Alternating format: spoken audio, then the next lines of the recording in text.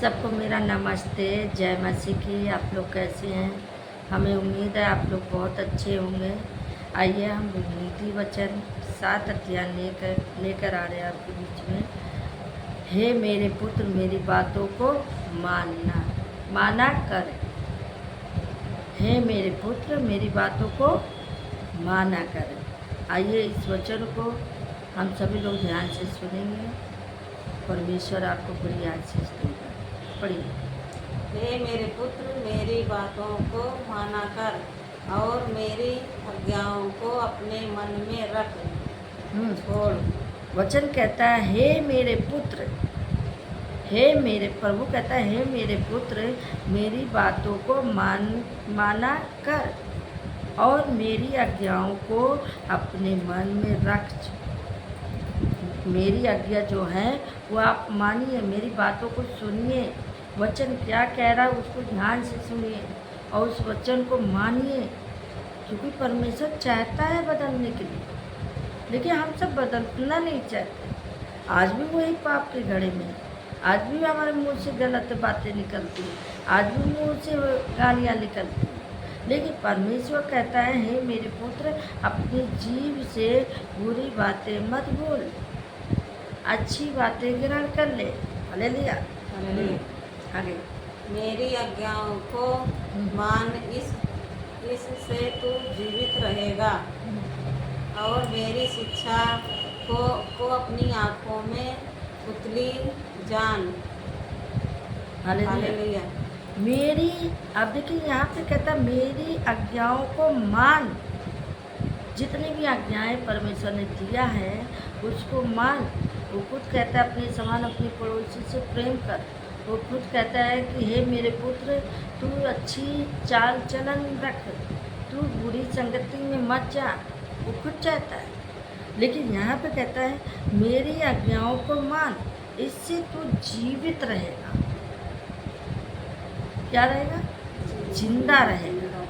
जब उसकी आज्ञाओं को हम मानेंगे तो मेरे प्रिय भाई बहनों, परमेश्वर और आगे बढ़ा देगा आपकी आज्ञा। और मेरी शिक्षा को अपनी आँखों की पुतली जान।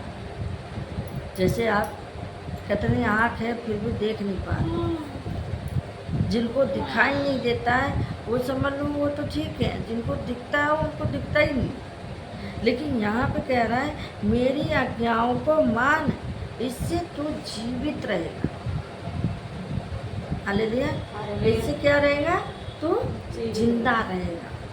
फिर यहाँ पे कहता है कि और मेरी शिक्षा को अपनी आँख की पुतली जान। मेरी शिक्षा को अपनी आँख की पुतली को जान। आगे पढ़िए। उनको अपनी उंगलियों में बांध और अपने हृदय में पटिया पर लिख ले। उनको अपनी उंगली में बांध और अपने हृदय की पटिया पे लिख ले। हालेलुया। हालेलुया। उनको जो वचन है अपने हृदय में रख ले। जो वचन आप मुंह से लिख लेगा वो आशीष का कारण है। आपने देखा कभी मैं किसी को गाली नहीं देती, कभी किसी से लड़ाई भी नहीं करती। क्यों? परमेश्वर ने मुझे वो शांति दिया है। अगर हमें क्रोध आएगा तो हमारे अंदर वो क्रोध खत्म कर देता है, क्योंकि वचन कहता है तेरा क्रोध बना ना रहे। सूरज निकलने से पहले और सूरज अस्त होने से पहले तेरा गुस्सा शांत हो जाना चाहिए। हालेलुया। हालेलुया। आगे पढ़िए। बुद्ध से कहा तू मेरी बहन है और समझ को अपनी साथी बना। कितना अच्छा वचन है। देखिए कितनी बढ़िया बोला है। बुद्धि से कहे तू मेरी बहन है, बुद्धि से कहे तू मेरी बहन है, और समझ से कहे तू मेरा साथी बन। समझ को कह दे तू मेरा साथी बन, और बुद्धि को कहे तू मेरी बहन है। हालेलुया। हालेलुया। आगे तब तू पराई स्त्री से बचेगा जो चिकनी चुपड़ी से बातों बोलती है। तब तो पराई स्त्री से, पराई पुरुष से बचेगा। जो बहुत लोग चिकनी चुपड़ी बातों में फंसाते हैं।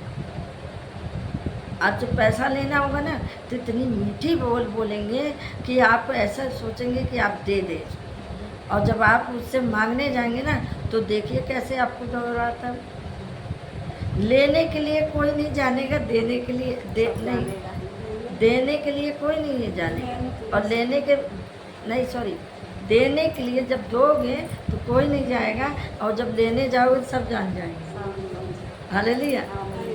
लेने के लिए हर कोई जान जाएगा, लेकिन यहाँ पे कह रहा है तभी तू बचेगा। जो चिकनी चुपड़ी वाले हैं आपसे इतना हो सकता है आपका भी पैसा, मेरा तो बहुत जगह पैसा बच गया लेने के लिए। मैडम जी मेरे घर में ऐसा है वैसा मुझे दे दो, मैं बस 15 दिन में लौटा दूँ। कोई कहेगा 5 दिन में लौटाए, आज तक 2 साल हो गए लौटाते ही रह गए। मैं छोड़ दी, मैं कह ले जा, कोई बात नहीं, परमेश्वर मुझे देगा। लेकिन मुझे ये लगता है कि तुम इतनी मीठी बोल के तुमने मुझसे ले लिया, क्या उसको वापस नहीं करना? हालेलुया। मैंने एक दिन अपने घर की खिड़की से अर्थात अपने झरोखों से झांका। हालेलुया। यहाँ पे कहता है, एक उदाहरण आपको बता रहे हैं, ध्यान से सुनिएगा। आपको एक उदाहरण बताया जा रहा है। मैंने एक दिन अपने घर की खिड़की से अर्थात अपने झरोखे से झांका, तब मैंने भोले लोगों में से एक निर्बुद्ध जवान को देखा। हालेलुया। ये आपको एक उदाहरण बता रहे हैं कि हमने अपनी खिड़की से देखा, और खिड़की झरोखे से देखा कि वहाँ पे एक जवान था जो बहुत भोला था। भोले लोगों के लोग अक्सर घात करते हैं, लूटते हैं, जो भोले लोग। हालेलुया। आगे पढ़िए। तब मैंने भोले लोगों से उनमें से एक निर्बुद्ध ये हो गया, जवान आगे को पढ़िए। 8 वह उस स्त्री के घर के कोने में के पास की सड़क पर चला गया और उसने उसके घर का मार्ग लिखा। हालेलुया। हाँ, वह उस स्त्री के घर के कोने के पास की सड़क पर चला गया, जाता देखा। वो जो भोला व्यक्ति था उसको हमने देखा, एक स्त्री थी, उसके घर के हमने देखा कोने पे जहाँ पे सड़क थी वहाँ पे देखा, वो वहाँ पे चला गया और उसने अपने घर का मार्ग लिया। जब वहाँ पे गया उसके बाद उसको याद आया तो अपना घर का रास्ता पकड़ा। भूल गया था वो भोला कि हमें किधर जाना है किधर नहीं जाना। हाँ, वह उस समय दिन थक गया और संध्या काल आ गया, वरन रात को घोर अंधकार छा गया। हाँ, उस समय कैसा था? कौन सा समय था? शाम का समय था। जो समय उस समय दिन ढल गया था और संध्या काल आ गया था।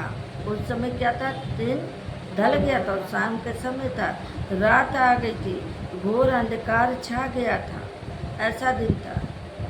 आगे और देखो उससे एक स्त्री मिली जिसका भेष वेश्या का था, वह बड़ी भारती थी। उसके वहाँ पे जो स्त्री मिली थी वो कैसा काम करती थी? वेश्या का काम करती थी और उसी के घर के पास वो चला गया, भूल से चला गया। आगे पढ़िए। वह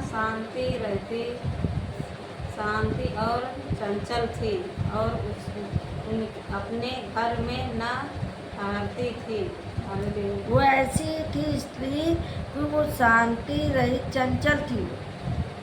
वो शांति नहीं, वो चंचल थी और वो कहाँ, वो अपने घर में टिकती नहीं थी। ऐसे लोग कहाँ टिकते हैं?